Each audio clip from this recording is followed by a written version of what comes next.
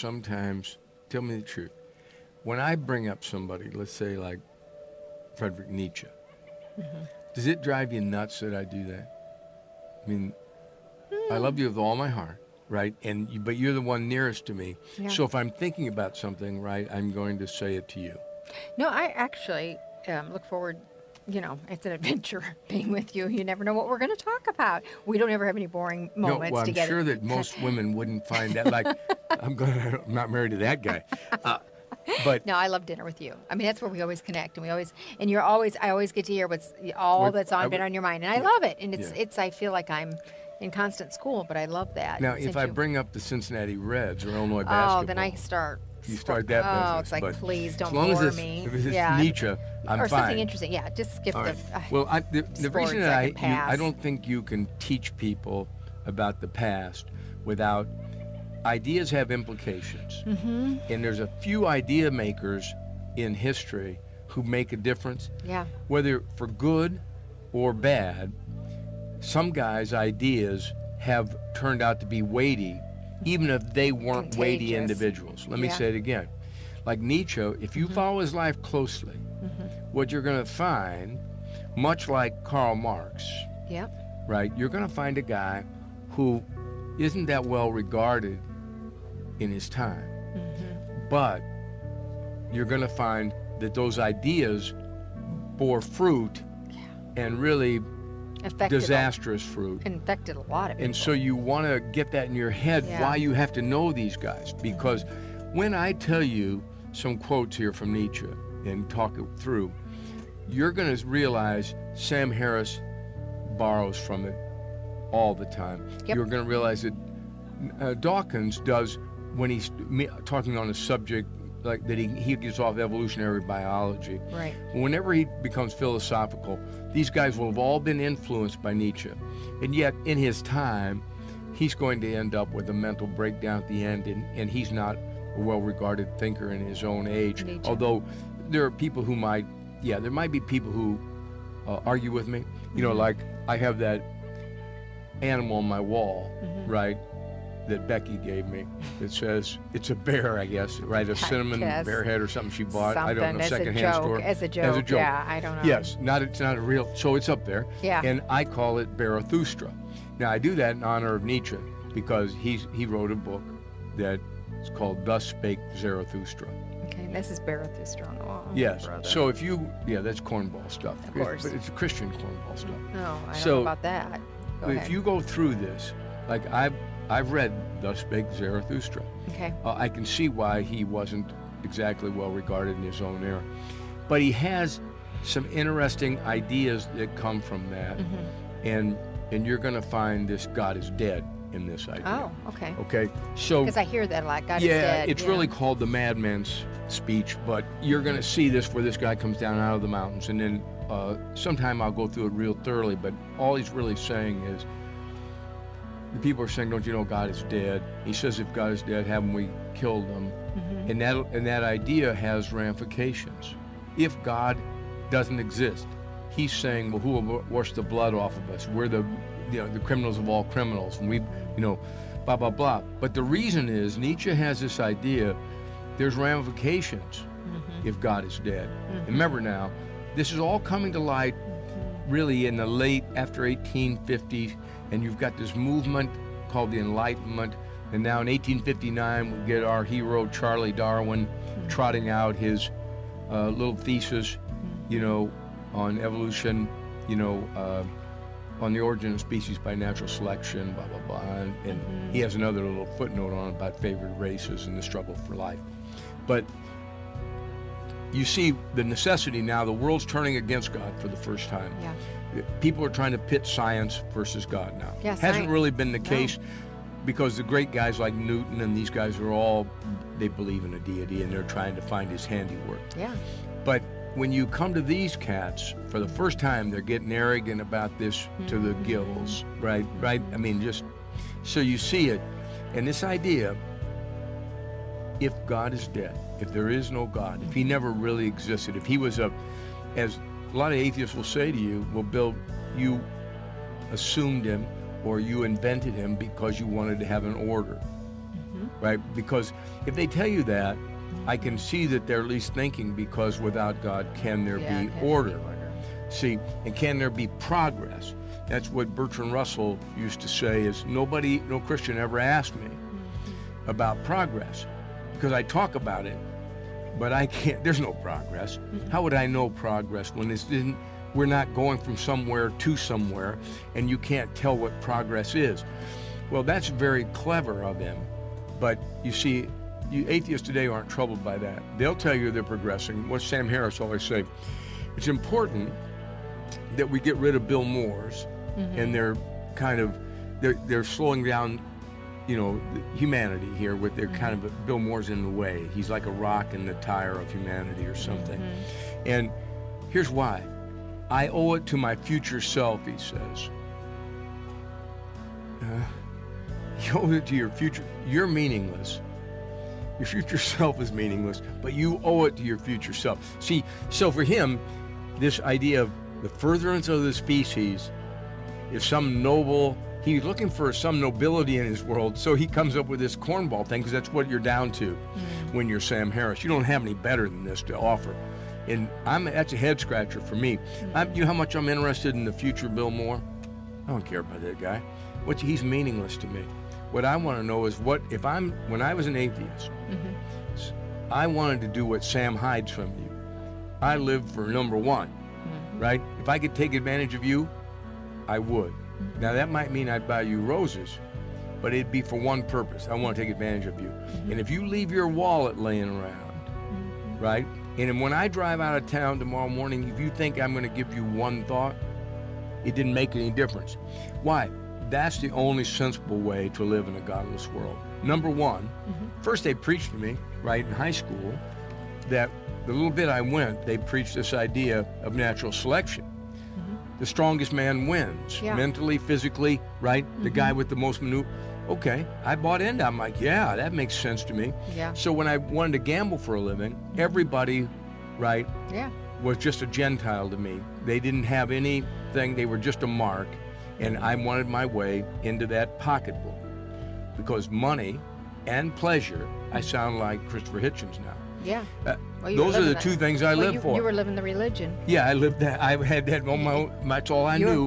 You were a good disciple of those atheists. I decided everything on the basis of what's good for number one. Yeah. Okay. Now, Sam Harris does that, but he tries to sell you. A little polite. A little more polite. But he wants to hide it. Yeah. I didn't care whether you got it or not. But Sam wants you to buy into this business that he can give you morality without God, all that stuff, which isn't very hard to overturn in my mind. Yeah. But I want you to know that it starts with Nietzsche, and I want you to get these quotes, a couple of them at a time, okay? Now tell me again, when did he live, Nietzsche? He's going to be in the 1800s. You want to think of him, he's going to die about 1890. Okay. I forget the exact year. Who else was living then that I would recognize? That's good that you asked that. Guys like Twain. Okay. Twain's born, I think, in 1835. Okay. E.A. Robinson, not that anybody cares but me. Well, you care about both those guys. So yes. Yeah. Okay. So Twain's alive at that time. You're going to get Teddy Roosevelt just after 1900 in that kind of that era right there. All right. Right. So it's a little more closer to home than it feels like from where I'm sitting. So you're going to see some people. Okay. Abraham Lincoln's going to die, right, in 1865, I guess, that era. Okay. Right? I think it is April 4th, I think, or April 10th, 1865, somewhere in that era. So you see that. I mean, the Civil War's over. Okay. Right? We've got the Wild West. The Pony Express guys are in business. Yep. San Francisco's booming. That's where you get gold mining. In the late 1840s, you're going to get the gold mining boom. Okay. In California. That's what gets Twain out there. And so according to California stuff going on, where was Nietzsche then? Well, he's in Europe. Yeah, but in about the same time? Well, yes, he's writing, and I think he writes Thus Spake Zarathustra about 1883. Okay. So in his writings, it comes not at the beginning, but towards the end, basically. Sense. But he has a period of a few years there where he's really cranking out stuff before he breaks down. Oh. Okay?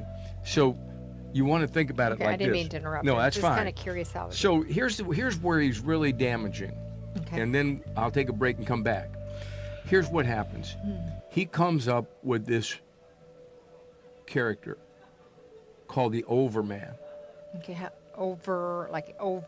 Overman. Okay. And what he is a superior man. Okay. And we're looking for him to come. Mm-hmm. And he's going to overthrow Christian ethics and morality, and he's going to establish his own. Mm-hmm. He's an overman. Gotcha. He's a superman.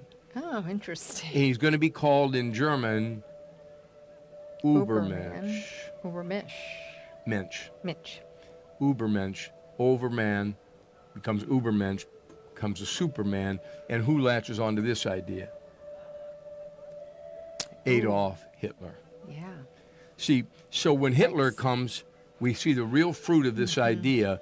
Now, remember, it's all the way now, by 1933. Hitler's been picking it up in the late 20s, as far as I can ascertain.